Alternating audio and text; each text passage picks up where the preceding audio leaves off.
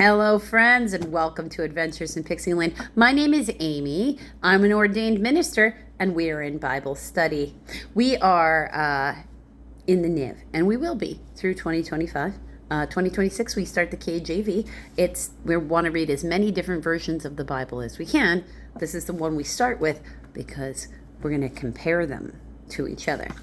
And those will be separate videos. Now, in this video, we are doing Exodus chapter 22, which is verses 1 through 31. So let's get together and get on it, right? So protection of property. So for a recap, we are getting basically what is the first rough draft of the Jewish Constitution, because they are stating what the Mosaic laws are. And that's what these will become to be known, the Mosaic laws. It's beyond just the 10 Commandments, the Mosaic laws. That's an important thing to note. So, chapter 22, verse 1.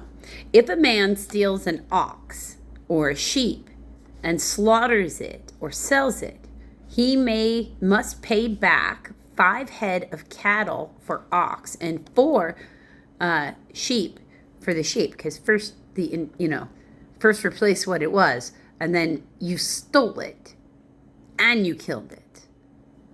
So now you got to pay with interest if you're thinking about it.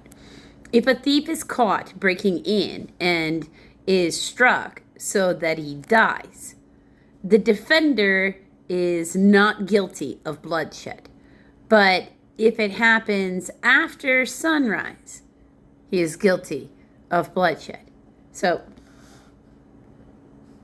now we got a footnote of A, which is or if he strikes him after sunrise. So specifically, if he strikes him after sunrise and he dies, he's and he dies, then he's guilty of bloodshed. If it's after sunrise, so only in the light of day is it a sin. You see what and we're looking for the moral equivocation.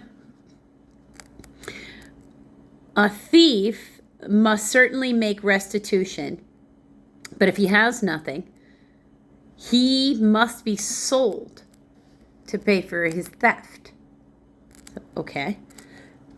If the stolen animal is found alive in his possession, whether ox or donkey or sheep, he must pay back double.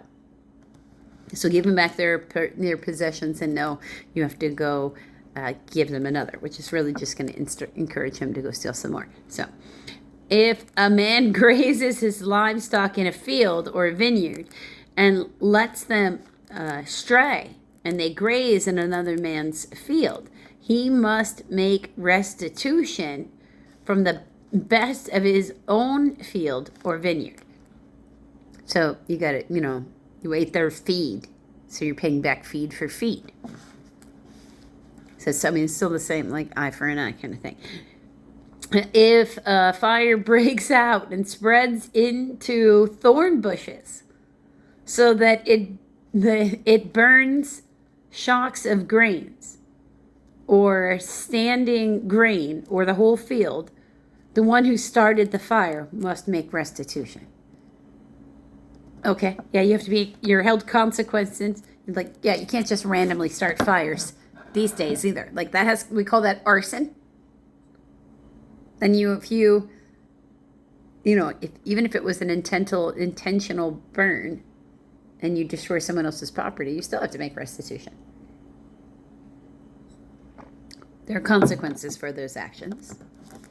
Different kinds of consequences based upon your intention, right? So, if a man gives his neighbor silver or goods for safekeeping, and they are stolen from the neighbor's house, the thief, if he is caught, must pay back double. Okay?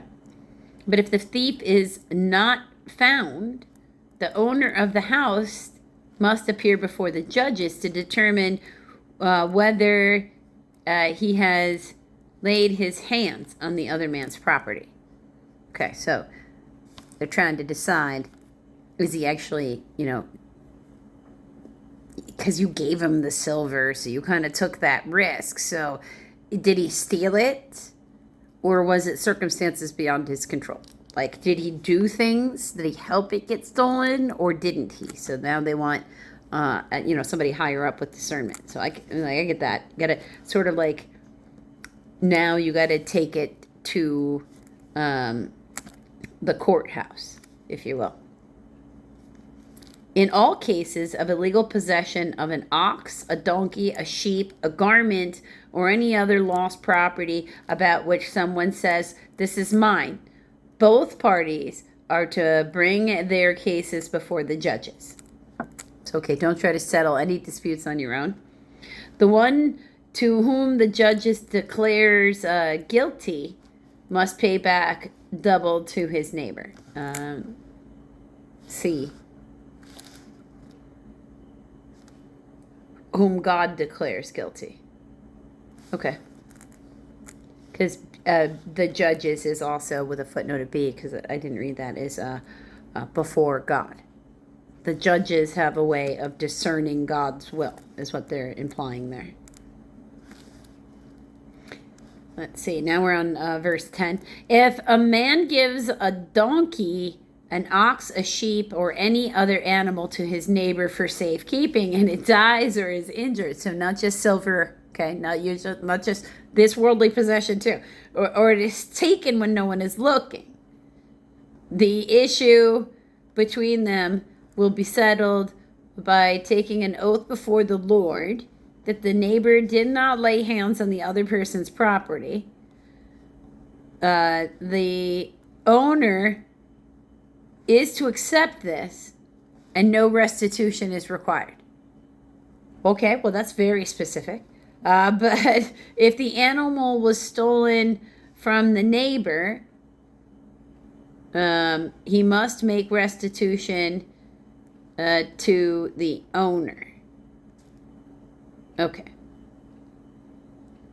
So you can say that because in the first case, he gave it to his neighbor for safekeeping.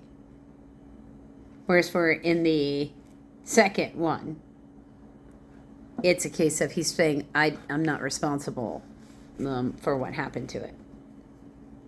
If it was torn to pieces by a wild animal, he shall bring the remains as evidence, and he will not be required to pay for the torn animal. Well, that makes sense too. If a man borrows an animal from his neighbor and it is injured or dies while the owner is not present, he must make restitution. Okay, but if the owner is with the animal, the borrower will not have to pay because he was there to keep track of his own property. Gotcha. The animal was hired. The money paid for the hire covers the loss. Okay. Social responsibility.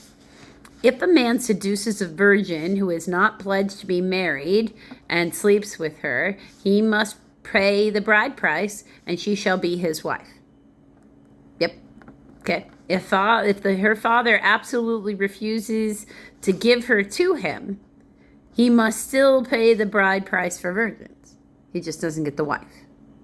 Because this allows the father to protect their daughter from would-be ne'er-do-wells, from their own poor judgment, if they so wish. Do not allow a sorcerer to live. Well, that's pretty specific. Anyone who has sexual relations with an animal must be put to death. Right, okay. Whoever sacrifices to any god other than the Lord must be destroyed. Okay, D. The Hebrew term refers to the irrevocable giving over of things or a person to the Lord, often by totally destroying them. Like, we will, cremate you, destroy you. Because that's usually what because that's what they do with the animal sacrifices. It's down to ash.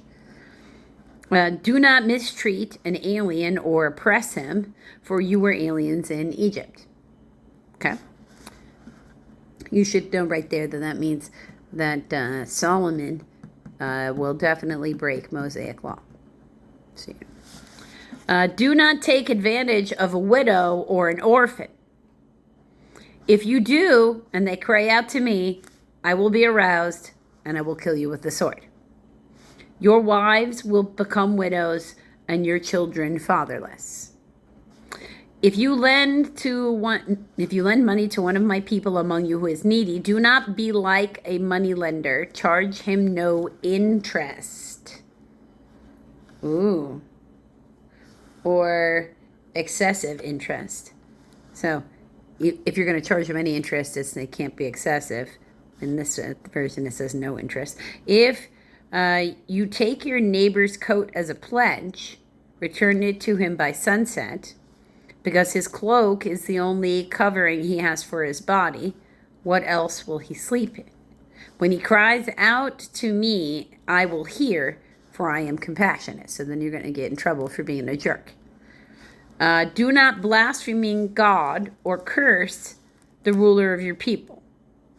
Okay, F. I don't know why it wants to give us a do not revile the judges. Okay, so that feels hinky.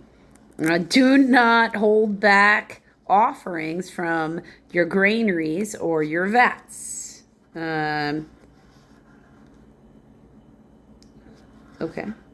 The meaning of this in Hebrew is uncertain. Vats is uncertain. So they're making an educated assumption, I guess. You must give me the firstborn of your sons.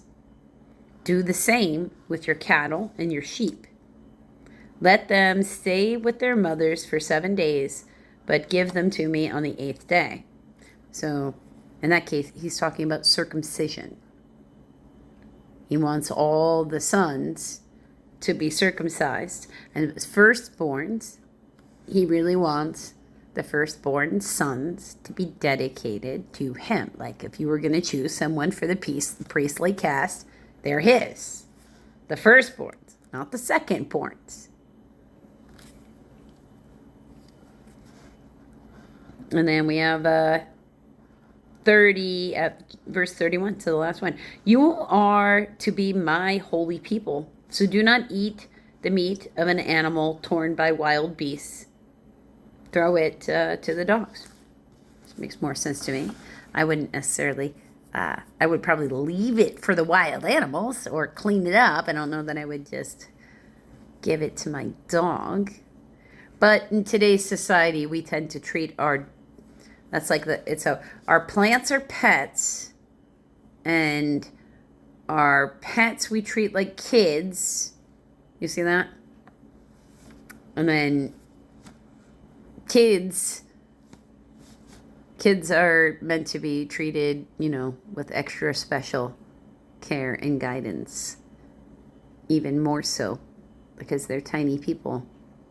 Now, I've heard other people give it a different analogy, but no, I like children.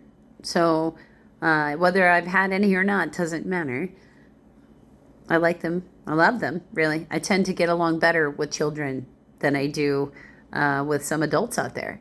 Because there are some adults out there who definitely have less maturity than some of the children I know. Until next video, friends.